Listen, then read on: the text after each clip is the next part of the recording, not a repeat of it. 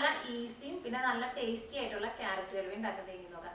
സാധാരണ നമ്മൾ ബേക്കറിയിലേക്ക് പോയിട്ട് ക്യാരറ്റ് ഹൽവ കഴിക്കുമ്പോൾ അതിനൊരു പ്രത്യേക ടേസ്റ്റ് ഉണ്ടാവും. പക്ഷെ ചിലപ്പോൾ നമ്മൾ വീട്ടിലുണ്ടാക്കുമ്പോൾ ആ ടേസ്റ്റ് നമുക്ക് കിട്ടില്ല. അപ്പോൾ അതേപോലെ ടേസ്റ്റ് കിട്ടണമെന്ന് വെച്ചിട്ടുണ്ടെങ്കിൽ ഈ ക്യാരറ്റ് ഹൽവയിലേക്ക് നമ്മൾ വേറൊരു സാധനം കൂടി ചേർക്കണം. അപ്പോൾ ശരിക്കും ഹൽവയുടെ ഒരു ടെക്സ്ചറും കിട്ടും, നല്ല ടേസ്റ്റ് ഉണ്ടാവും. അപ്പോൾ ഇത് നമ്മൾ അതേപോലത്തെ ക്യാരറ്റ് ഹൽവ ഉണ്ടാക്കാൻ വേണ്ടിയിട്ട് പോകുന്നത്. അപ്പോൾ നമുക്ക് ഒട്ടും സമയം കളയാണ്ട് തന്നെ റെഡി ആക്കിയിട്ട് എടുക്കുന്നതിന് നോക്കാം. ഇനി നമുക്കിത് റെഡിയാക്കാൻ വേണ്ട സാധനങ്ങൾ എന്തൊക്കെയാണെന്ന് നോക്കാം. അപ്പോൾ ഞാനിവിടെ 700 ഗ്രാം ക്യാരറ്റ് എടുത്തിട്ടുണ്ട്. ക്യാരറ്റ് ഇതേപോലെ ഇങ്ങനെ ഗ്രേറ്റ് ചെയ്തിട്ട് എടുക്കണം. നമ്മൾ മിക്സിയിലിട്ടിട്ട് കറക്കിയിട്ട് എടുക്കരുത്, ഇതേപോലെ ഇങ്ങനെ ഗ്രേറ്റ് ചെയ്തിട്ട് തന്നെ എടുക്കണം. അപ്പോഴായിരിക്കും നമ്മുടെ ഹൽവയ്ക്ക് നല്ല ടേസ്റ്റ് ഉണ്ടാവുക. പിന്നെ മധുരത്തിന് വേണ്ടിയിട്ട് ഞാനിവിടെ 1 കപ്പ് പഞ്ചസാര എടുത്തിട്ടുണ്ട്. 1 കപ്പ് തുടങ്ങിയിട്ട് 1.25 കപ്പ് പഞ്ചസാര വരെ ചേർക്കാം. 1 കപ്പ് ചേർത്താലും നല്ല മധുരം ഉണ്ടാവും കേട്ടോ. പിന്നെ നമ്മൾ എടുക്കുന്ന ക്യാരറ്റിൻ്റെ മധുരം അനുസരിച്ചിട്ടിരിക്കും. ഇപ്പം ഞാനിവിടെ എടുത്തേക്കണ ക്യാരറ്റിന് നല്ല മധുരമുള്ള ക്യാരറ്റാണ്. അപ്പോൾ മധുരം അത്രയ്ക്ക് ഇല്ലാത്ത ക്യാരറ്റാണെന്ന് വെച്ചിട്ടുണ്ടെങ്കിൽ നിങ്ങളൊരു 1.25 കപ്പ് പഞ്ചസാര വരെ ചേർക്കുക. ഞാനിപ്പോൾ ഇവിടെ 250 ml മെഷറിംഗ് കപ്പിലാണ് എടുത്തേക്കുന്നത്. അല്ലെങ്കിൽ സാധാരണ നമ്മൾ ചായ കുടിക്കുന്ന ഗ്ലാസ്സിൽ 1 ഗ്ലാസ് എടുക്കുക. പിന്നെ 1 ഗ്ലാസ് പാൽ എടുത്തിട്ടുണ്ട്. അപ്പോൾ ഈ സെയിം ഗ്ലാസ്സിൽ തന്നെ 1/2 കപ്പ് വെള്ളവും കൂടിയും വേണം. പിന്നെ ടേസ്റ്റിന് വേണ്ടിയിട്ട് ഏലക്കായ പൊടിച്ചതും ചേർക്കുക. പിന്നെ ഈ ഹൽവയിലേക്ക് നമ്മൾ വേറൊരു സാധനം കൂടിയിട്ട് ചേർക്കുന്നുണ്ട്. സാധാരണ നമ്മളങ്ങനെ ഈ ക്യാരറ്റ് ഹൽവ ഉണ്ടാക്കുമ്പോൾ അങ്ങനെ ചേർക്കാറില്ല. പക്ഷേ ഇതും കൂടിയും ചേർത്തിട്ടുണ്ടെന്ന് വെച്ചിട്ടുണ്ടെങ്കിൽ ശരിക്കും ആ ഹലുവയുടെ ടെക്സ്ചർ കിട്ടും നമുക്ക്. അപ്പോൾ ഞാനിവിടെ 1 ടേബിൾ സ്പൂൺ മൈദയാണ് എടുത്തേക്കുന്നത്. അല്ലെങ്കിൽ ചിലപ്പോൾ നമ്മൾ ക്യാരറ്റ് ഹൽവ ഉണ്ടാക്കി കഴിയുമ്പോൾ എന്താ പറയുക, ഇതൊന്നും അങ്ങോട്ട് വേറിട്ട പോലെ നിൽക്കും, ചില സമയത്ത് ഇങ്ങനെ പിരിഞ്ഞ പോലേക്ക് നിൽക്കും. അപ്പോൾ ഈ മൈദ ചേർക്കുമ്പോൾ ഒരുപാട് ചേർക്കരുത്, 1 ടേബിൾ സ്പൂണിൽ കൂടുതൽ ഒട്ടും ചേർക്കരുത്. ഹലുവ റെഡിയായി കഴിയുമ്പോൾ ലാസ്റ്റ് നമ്മൾ നെയ്യിൽ കാഷ്നട്ട് വറുത്ത് ചേർക്കും. ഇനിയിപ്പോൾ കാഷ്നട്ടിൻ്റെ കൂടെ നമുക്ക് ബദാം വേണമെങ്കിൽ ബദാം ചേർക്കാം, പിസ്ത ചേർക്കാം, ഉണക്കമുന്തിരി ചേർക്കാം. അതൊക്കെ നമ്മുടെ ഇഷ്ടത്തിനനുസരിച്ചിട്ട് നിങ്ങൾക്ക് മാറ്റം വരുത്താം കേട്ടോ. അപ്പോൾ ഞാനിതിലേക്ക് കാഷ്നട്ട് മാത്രമാണ് ചേർക്കുന്നത്. പിന്നെ ഇതിലേക്ക് നമ്മൾ ക്യാരറ്റ് വേവിച്ചിട്ട് എടുക്കുമ്പോൾ ഒരു 2 നുള്ളി ഉപ്പും കൂടിയും ചേർക്കും. അപ്പോൾ നമുക്ക് ഫസ്റ്റ് നമുക്ക് ക്യാരറ്റ് വേവിച്ചിട്ട് എടുക്കാം. അപ്പോൾ ഞാനിവിടെ കുക്കറിൽ വെച്ചിട്ടാണ് ക്യാരറ്റ് വേവിക്കാൻ വേണ്ടിയിട്ട് പോകുന്നത്. അപ്പോൾ നമുക്ക് പെട്ടെന്ന് വെന്ത് കിട്ടുകയും ചെയ്യും. അപ്പോൾ അതിന് വേണ്ടിയിട്ട് ഒരു കുക്കർ എടുക്കുക. ഇതിലേക്ക് 700 ഗ്രാം ക്യാരറ്റ് ചേർക്കാം. ഇത് ഞാൻ ക്ലീൻ ചെയ്തിട്ട് എടുക്കുന്നതിന് മുമ്പുള്ള അളവാട്ടോ പറയുന്നത് 700 ഗ്രാം. അപ്പോൾ നമ്മളത് പീലൊക്കെ ചെയ്ത് പിന്നെ അതിൻ്റെ അടിയിലെ മുകളിലേക്ക് ഒന്ന് കട്ട് ചെയ്ത് മാറ്റി കഴിഞ്ഞ് കഴിയുമ്പോൾ ഏകദേശം ഒരു 650 ഗ്രാമിൻ്റെ അടുത്ത് ഉണ്ടാവും കേട്ടോ. അത് അതിപ്പോൾ ചെറിയൊരു വ്യത്യാസം വന്നാലും കുഴപ്പമില്ല. ഇതിലേക്ക് 1 ഗ്ലാസ് പാല് ചേർക്കാം. ഇനി നമുക്ക് ഈ സെയിം ഗ്ലാസ്സിൽ തന്നെ 1/2 ഗ്ലാസ് വെള്ളവും ചേർക്കാം. 1/2 ഗ്ലാസ് വെള്ളം ചേർക്കാം. ഇതിലേക്ക് ഒരു 2 നുള്ളി ഉപ്പും ചേർക്കാം. പഞ്ചസാര നമ്മൾ ഇപ്പോഴല്ല കേട്ടോ ചേർക്കണത്, മധുരം ചേർക്കണുണ്ടെങ്കിലും ഉപ്പും കൂടിയിട്ട് ചേർക്കണം. അപ്പോഴായിരിക്കും ആ പഞ്ചസാരയുടെ ടേസ്റ്റ് ഒന്ന് ബാലൻസ് ചെയ്ത് വരാം. അത് നമ്മൾ എന്ത് സാധനം ഉണ്ടാക്കുമ്പോഴും ഇപ്പോൾ പായസമൊക്കെ ഉണ്ടാക്കുമ്പോഴായിരുന്നാലും നമ്മൾ 2 നുള്ളി ഉപ്പ് ചേർക്കുമല്ലോ. ഇതെല്ലാം കൂടിയിട്ടൊന്ന് മിക്സ് ചെയ്യുക. ഈ കുക്കർ മൂടി വെച്ചിട്ട് കുക്കറിൻ്റെ ഉള്ളിൽ നിന്ന് ഒരു വിസിൽ വന്നു കഴിഞ്ഞ് കഴിയുമ്പോൾ നമുക്ക് തീ ഓഫ് ചെയ്യാം. അപ്പോൾ നമുക്ക് ഈ മൈദ ഒരു 1/2 ഗ്ലാസ് പാലിൽ ഒന്ന് മിക്സ് ചെയ്ത് വെക്കാം.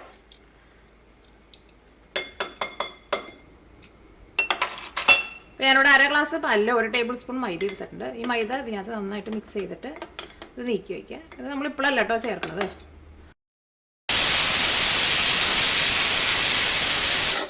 ഇനി നമുക്ക് തീ ഓഫ് ചെയ്യാം. ഇനി കുക്കറിൻ്റെ ഉള്ളിൽ നിന്ന് ആവി മുഴുവൻ പോയി കഴിഞ്ഞിട്ട് വേണം കുക്കർ തുറക്കാൻ വേണ്ടിയിട്ട്.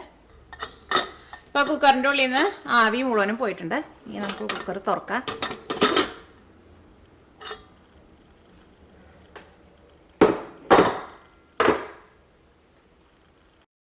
ഇപ്പോൾ ക്യാരറ്റ് നന്നായിട്ട് വെന്തിട്ടുണ്ട്.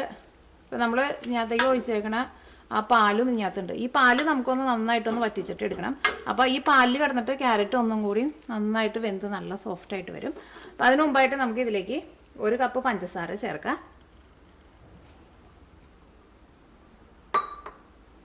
ഈ തീ ഓണാക്കാം.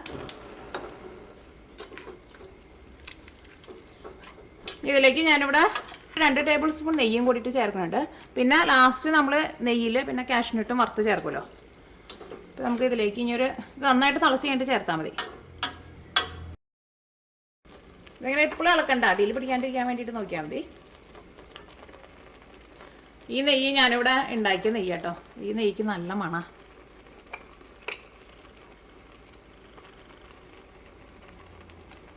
നമ്മൾ പഞ്ചസാരയൊക്കെ ചേർത്തിട്ട് ഇത് തിളച്ച് തുടങ്ങിയിട്ടുണ്ട്. ഒന്നുകൂടി നന്നായിട്ടൊന്ന് തിളച്ചോട്ടെ. തിളച്ച് കഴിഞ്ഞിട്ട് വേണം നെയ്യ് ചേർക്കാൻ വേണ്ടിയിട്ട്. ഇത് നന്നായിട്ട് വറ്റി വരണം. ഇപ്പോൾ പഞ്ചസാരയൊക്കെ ചേർത്ത് കഴിഞ്ഞിട്ട് ഇത് നന്നായിട്ട് തിളച്ചിട്ടുണ്ട്. ഇതിലേക്ക് 2 ടേബിൾ സ്പൂൺ നെയ്യ് ചേർക്കാം. കാരണം നെയ്യിൽ കിടന്നിട്ട് ഒന്ന് അങ്ങോട്ട് നന്നായിട്ട് വെന്ത് വരണം. അപ്പോൾ നല്ല സോഫ്റ്റായിട്ടിരിക്കും. അപ്പോൾ ഇതിലേക്ക് 2 ടേബിൾ സ്പൂൺ നെയ്യ് ചേർക്കാം. 1 ടേബിൾ സ്പൂൺ കൂടിയും ചേർക്കാം.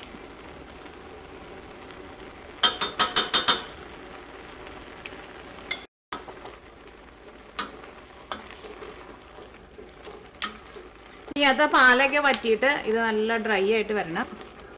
അപ്പോൾ നമ്മൾ ഇതിലേക്ക് നമ്മൾ ചേർക്കണ പാല് ചിലപ്പോൾ അത്രയ്ക്ക് ഫ്രഷ് അല്ലാന്ന് വെച്ചിട്ടുണ്ടെങ്കിൽ ചിലപ്പോൾ പിരിഞ്ഞ പോലെ വരും കേട്ടോ. നമ്മൾ ഇളക്കേണ്ട ആവശ്യമില്ല കേട്ടോ.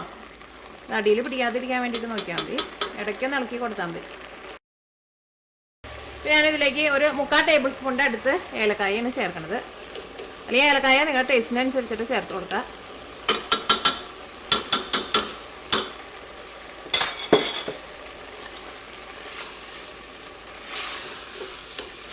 ഏലക്കായ ചേർത്ത് കഴിഞ്ഞപ്പോൾ നല്ല മണം വരുന്നുണ്ട്.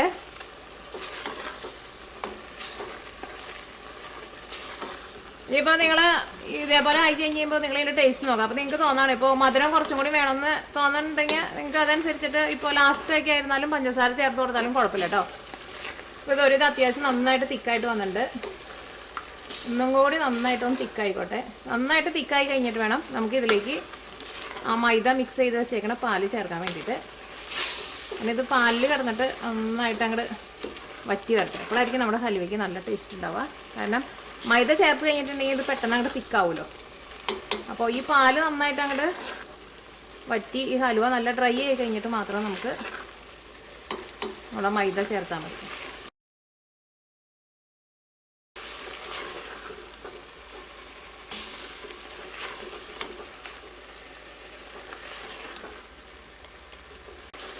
അപ്പോൾ ഇതിനകത്ത് ആ പാലൊക്കെ നന്നായിട്ട് വറ്റിയിട്ട് ഹൽവ ഇതേപോലെ ഇങ്ങനെ നല്ല ഡ്രൈ ആയിട്ട് വന്നിട്ടുണ്ട്. ഇനി നമുക്ക് ഇതിലേക്ക് നമ്മൾ ആ മിക്സ് ചെയ്ത് വെച്ചേക്കണം മൈദ ചേർക്കാം. മൈദ ചേർക്കുമ്പോൾ തീ ഒരുവിധം നന്നായിട്ടൊന്ന് കുറച്ച് വയ്ക്കാം.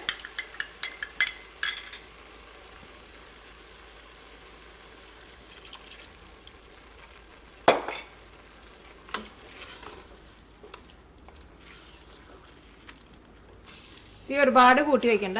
നന്നായിട്ടൊന്ന് ഇളക്കി കൊടുക്കാം. ശരിക്കും ഒരു ഹൽവയുടെ ഒരു ടെക്സ്ചറായിട്ട് വന്നിട്ടുണ്ട്.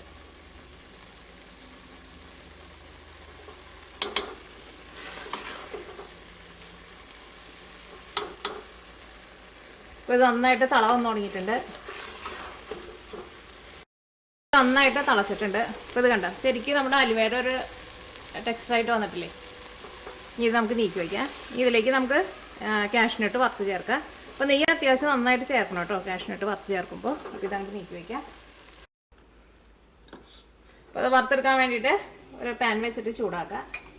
ഇതിലേക്ക് നെയ്യ് ചേർക്കാം. ഞാൻ അതേപോലെ ഇങ്ങനെ ടേബിൾ സ്പൂണിൽ ഇങ്ങനെ നന്നായിട്ട് നിറച്ചെടുക്കുന്നുണ്ട്.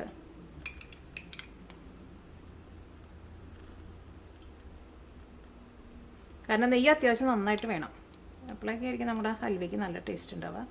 അപ്പോൾ ഞാനിതിലേക്ക് നിങ്ങളിപ്പോൾ മെഷറിംഗ് ടേബിൾ സ്പൂണിൽ എടുക്കാമെന്ന് വെച്ചിട്ടുണ്ടെങ്കിൽ ഒരു 4 ടേബിൾ സ്പൂൺ നെയ്യ് ചേർക്കുക. കാരണം ഈ സ്പൂണിൽ നമ്മൾ നന്നായിട്ട് നിറച്ചെടുത്തിട്ടുണ്ടായിരുന്നല്ലോ.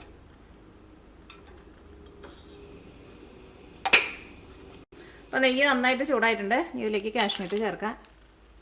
കാഷ്നട്ട് കരിഞ്ഞ് പോകട്ടെ നോക്കണം കേട്ടോ. ചെറുതായിട്ടൊരു ഗോൾഡൻ കളർ വന്നു കഴിയുമ്പോൾ തന്നെ ഇത് നമുക്ക് നമ്മുടെ ഹൽവയിലേക്ക് ചേർക്കണം. അല്ലെങ്കിൽ നമ്മൾ നല്ല ഗോൾഡൻ കളർ ആവാൻ വേണ്ടിയിട്ട് നിന്നിട്ടുണ്ടെന്ന് വെച്ചിട്ടുണ്ടെങ്കിൽ പെട്ടെന്നാണ്ട് കളർ മാറിയിട്ട് ഈ കാഷ്നട്ടാണ്ട് കരിഞ്ഞു പോകും. അപ്പോൾ നമ്മുടെ കാഷ്നട്ട് നല്ലൊരു ഗോൾഡൻ കളറായിട്ടുണ്ട്. ഇനി തീ ഓഫ് ചെയ്യുക. ഇത് നല്ല ചൂടോട് കൂടിയിട്ട് തന്നെ നമ്മൾ ഹൽവയിലേക്ക് ചേർക്കാം.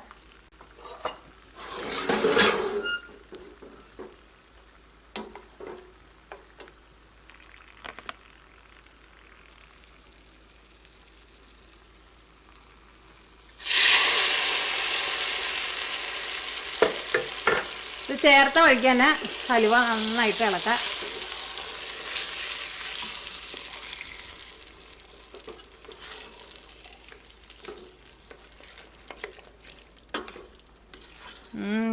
കാണാൻ വേണ്ടിയിട്ട് നല്ല ഭംഗിയുണ്ട്. അതേപോലെ തന്നെ കഴിക്കാനാണെങ്കിലും നല്ല ടേസ്റ്റ് ആയിരിക്കും. അപ്പോൾ ശരിക്കും നമ്മുടെ ഹലുവയുടെ ഒരു ടെക്സ്ചർ വന്നിട്ടില്ലേ. അപ്പോൾ നമ്മൾ ആ മൈദയും കൂടിയിട്ട് ചേർത്താൽ മാത്രമേ ഇതേപോലെ വരുള്ളൂ. അല്ലെങ്കിൽ ചിലപ്പോൾ നമ്മളിങ്ങനെ എടുക്കുമ്പോൾ ഇതിങ്ങനെ വേറിട്ട പോലെ നിൽക്കും. ഇതേപോലെ ഇങ്ങനെ കൂടി നിൽക്കില്ല. ഇനി ഇത് നമുക്കൊരു സെർവിങ് പ്ലേറ്റിലേക്ക് പകർത്താം. ചൂടോട് കൂടിയിട്ടാണ് പകർത്താം.